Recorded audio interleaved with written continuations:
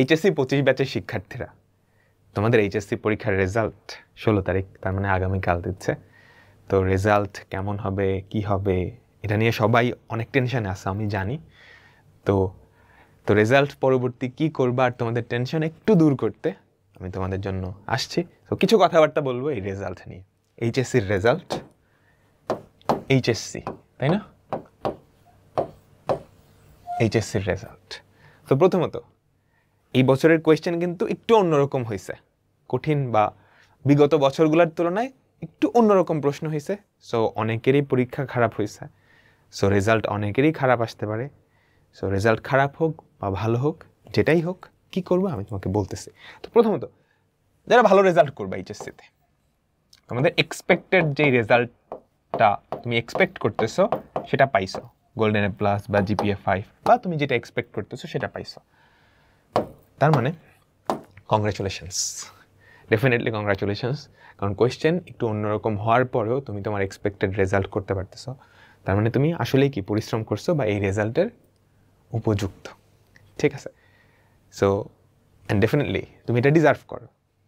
তো একটা জিনিস মাথায় রাখতে হবে যে এইচএসসির যেই রেজাল্টটা, এটা কিন্তু বাংলাদেশের পার্সপেক্টিভ থেকে, বাংলাদেশের বেশিরভাগ স্টুডেন্টের পার্সপেক্টিভ থেকে, যারা হচ্ছে মিডল ক্লাস বা লোয়ার মিডল ক্লাস ফ্যামিলির, এটা কিন্তু খুব বেশি দিন স্থায়ী হয় না। কারণ এইচএসসির পরেই তোমাদের আরেকটা জায়গায় পরীক্ষা দিতে হয়, এটা হচ্ছে অ্যাডমিশন টেস্ট।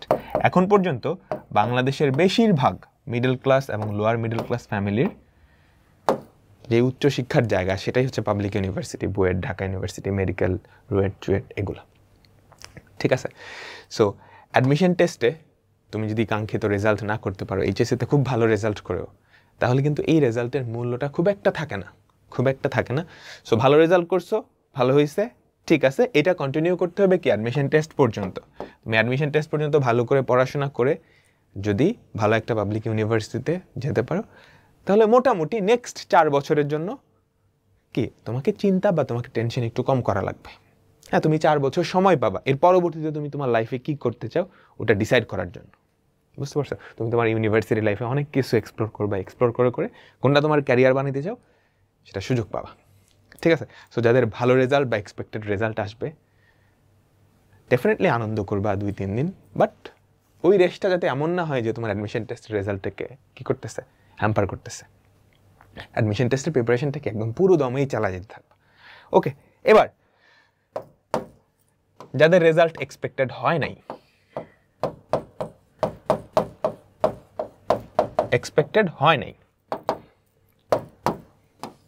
দেখো এক্সপেক্টেড হয় নাই তুমি কিন্তু তুমি অ্যাডমিশন টেস্টগুলো দিতে পারতেছো, ঠিক আছে? তুমি সব মোটামুটি বেশ কয়েকটা ইউনিভার্সিটিতে অ্যাডমিশন টেস্ট দিতে পারতেছো।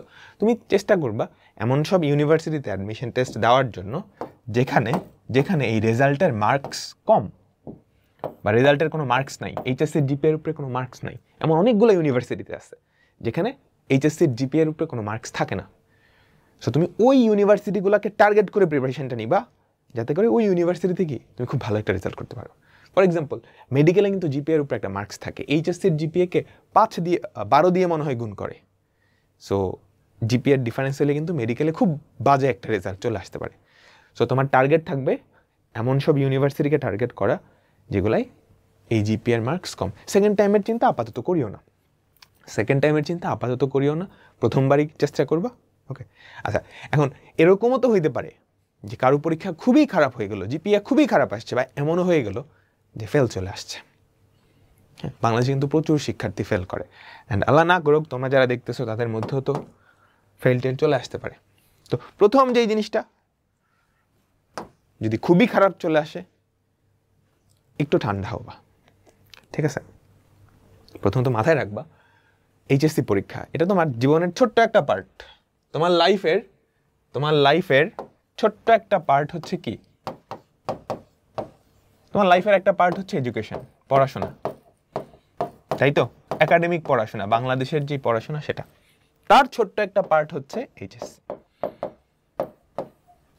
তোমার এইচএসসি চলে গেছে, টান, ওকে, গেল, এইচএসসিতে আমি ফেল করলাম, ওকে, তোমার লাইফের ছোট্ট একটা পোর্শনে ঝামেলা হয়েছে। তার মানে এই না যে তোমার সব কিছু শেষ, বুঝতে পারছো? স্পেশালি গার্ডিয়ানরা যদি দেখে থাকেন, ও লাইফের ছোট্ট একটা পার্ট, ও লাইফ তো খালি পড়াশোনা না, তাই না? পড়াশোনার বাইরেও তো অনেক কিছু আছে। অ্যান্ড তোমরা বা আপনারা যারা আশেপাশের মানুষদেরকে একটু তাকায় দেখেন তো, যারা খুব ভালো করতেছে, সবাই কি পড়াশোনা করে ভালো করতেছে? এরকম তো না, তাই না? পড়াশোনা ছাড়াও ভালো করা যায়, তাই তো? আরেকটা কথা আমি তোমাদেরকে বলি, এখন কারেন্টলি এআই এর যুগে পড়াশোনাটা কিন্তু অনেকটুকুই ইনভ্যালিড হয়ে যেতেছে। পড়াশোনার থেকে যোগ্যতাটা বেশি ম্যাটার করে, যোগ্যতাটা বেশি ম্যাটার করে। তোমরা বিশ্বাস করবে কিনা জানি না, আমি আমার অ্যাডমিশন টেস্ট দিই হচ্ছে 2018 সালে, তোমাদের স্টেজে ছিলাম এত, এইচএসসি দিই, অ্যাডমিশন টেস্ট দিই। তো আমি তখন অ্যাডমিশন টেস্ট দিয়ে বুয়েটে 15তম হই, ঢাকা ইউনিভার্সিটিতে 20তম হই, মেডিকেলেও চান্স পাই। তো আমি সব কিছু রেখে আমি বুয়েটের সিএসসি ডিপার্টমেন্টে ভর্তি হই, বুয়েট সিএসসি ডিপার্টমেন্ট। তখন এটা ছিল সবচেয়ে ডিমান্ডিং সাবজেক্ট। ওখান থেকে পাশ করে বের হওয়ার সাথে সাথে চাকরি, ইভেন অনেকে স্টুডেন্ট অবস্থায় চাকরি পেয়ে যেত। কিন্তু কারেন্টলি আমি যখন পাশ করছি, তখন আর্টিফিশিয়াল ইন্টেলিজেন্স বা এআই চলে আসার পরে যেটা হয়েছে, এআই কোডিংয়ে মোটামুটি ভালোই পারদর্শী। তো আগে কোনো একটা কোম্পানিতে যেখানে 10 জন সফটওয়্যার ইঞ্জিনিয়ার লাগতো, এখন সেখানে 2 জন সফটওয়্যার ইঞ্জিনিয়ার ওই এআই এর সহায়তায় সেই 10 জনের কাজ করে ফেলতেছে।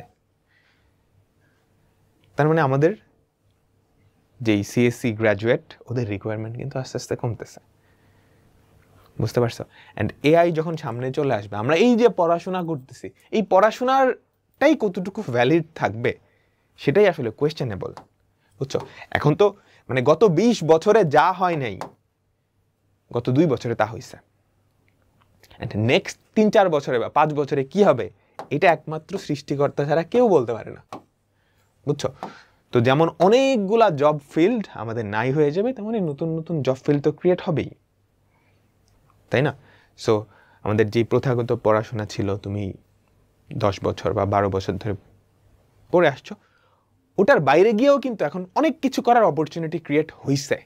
অ্যান্ড সামনে এটা আরও হবে, ঠিক আছে? সো পড়াশোনা জীবনের ছোট্ট একটা part, not your major thing, ঠিক আছে? সো এটা মাথায় রাখিও। অ্যান্ড গার্ডিয়ানদের একটু বুঝাইও, কিংবা গার্ডিয়ান যারা আছেন আপনারা একটু বুঝায়েন। সো তুমি এইচএসসিতে খুব খারাপ রেজাল্ট করছো বা ফেল করছো বা কিছু একটা হয়েছে, তোমার হয়তো সামনের 1 বছর বা 2 বছর একটু কঠিন টাইম যাবে, হার্ড টাইম যাবে, এটা স্বাভাবিক। এটার জন্য তুমিই দায়ী। তুমি যদি পড়াশোনা না করে থাকো, তাহলে যদি ফেল চলে আসে, নেক্সট 2 বছর হার্ড টাইম যাবে, এটা তোমার মাইন্ডসেটে রাখতে হবে। কিন্তু এটাও মাথায় রাখতে হবে যে হার্ড টাইমস কি ক্রিয়েট স্ট্রং ম্যান। সো এই কঠিন সময়টার মধ্য দিয়ে তুমি যখন যাবা অ্যান্ড যখন সারভাইভ করতে পারবা, এটা তোমাকে কি একটা সাকসেসফুল অ্যান্ড স্ট্রং পার্সোনালিটি হিসেবে বিল্ড করবে, ঠিক আছে? আর বর্তমান যুগে নেক্সট 4-5 বছর পরে এআই আসার পর যেমন অনেক নতুন ক্যারিয়ার ফিল্ড তৈরি হবে, তেমন পড়াশোনার গুরুত্বটাও কতটুকু থাকবে এটা আসলে বলা যাচ্ছে না। হ্যাঁ, সো অনেক এক্সপ্লোর করার সুযোগ পাবা। তো রেজাল্ট যাই হোক, উল্টাপাল্টা কোনো চিন্তা যাতে মাথায় না আসে। তোমার জীবন পড়াশোনা থেকে অনেক অনেক বড়, ঠিক আছে? অ্যান্ড এই লাইফটা কিন্তু দেখো, তুমি যে লাইফটা পাইতেছো, তোমার যে জীবনটা, এটা তোমার ক্ষেত্রেও যেটা পৃথিবীর সবচেয়ে ধনী মিলিয়নিয়ার ওদের ক্ষেত্রেও কি সেম, একটা নির্দিষ্ট টাইম লাইন পাইতেছো, একটা ফ্যামিলি পাইতেছো, তাই না? এই পৃথিবীর আলো বাতাস পাইতেছো, এটা সবার ক্ষেত্রেই সেম। সো এটার জন্য ডেফিনেটলি কি গ্রেটফুল থাকা লাগবে আমাদের সবাইকে, ঠিক আছে? তোমরা দেখবে ওই মিলিয়নিয়ার যারা হয়, জাকারবার্গ বা ওরা যারা আছে, ওরা অনেক ধনী হওয়ার পর তারপর স্বাস্থ্যের দিকে অনেক বেশি ফোকাস দেয়, অনেক বেশি জিম করে, তারপর দৌড়াদৌড়ি করে যাতে হেলদি থাকে। কারণ হেলদি থাকাটাই কি জীবনে সবচাইতে ইম্পর্টেন্ট জিনিস। ওরা তখন ওইখানে গিয়ে বুঝতে পারে যে টাকা পয়সার থেকে হেলদি থাকা অনেক বেশি ইম্পর্টেন্ট। এই হেলদি থাকা অ্যান্ড সব কিছু থাকা কিন্তু তুমিও থাকতে পারো। এই দিক দিয়ে সৃষ্টিকর্তা কাউকে কি করে নাই, মানে বৈষম্য করে নাই, বুঝছো? তোমারও 2টা হাত আছে, তোমারও 2টা চোখ আছে, বুঝতে পারছো? তো তোমার জীবনটা অনেক বেশি ইম্পর্টেন্ট। রেজাল্ট ছোট একটা পার্ট, এই ছোট পার্ট, এটাতে তুমি যদি ভালো করো, কংগ্রাচুলেশনস, ডেফিনেটলি তুমি এটা ডিজার্ভ করতা। হ্যাঁ, অ্যান্ড সামনের জন্য শুভকামনা রইল। যদি খারাপ হয়ে যায় অসুবিধা নেই, তোমার সামনের 1-2 বছর কি হার্ড টাইমস যাবে, হার্ড টাইমস যাইতেই পারে, জীবনে হার্ড টাইমস আসতেই পারে। তো এগুলো কি করতে হবে?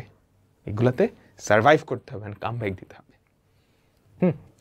তো যার রেজাল্ট যেমনই হোক, সবার জন্য অনেক অনেক শুভকামনা রইল। ইনশাল্লাহ সবাই তোমাদের কাঙ্ক্ষিত রেজাল্ট পাও, এই দোয়াই আমি করি। এতটুকুই তো আমি করতে পারবো। তো আল্লাহ হাফেজ।